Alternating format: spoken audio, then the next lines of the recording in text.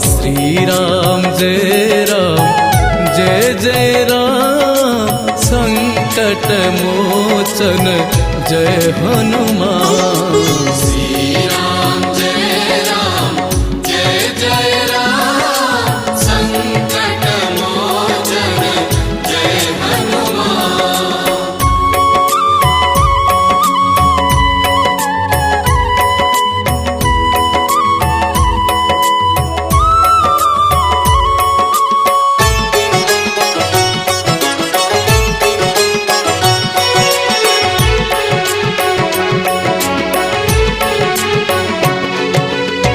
प्रभुंक मुद्रिका नहीं मथारे लगाई सात सिंधु लंघी गल अटकिल नाही।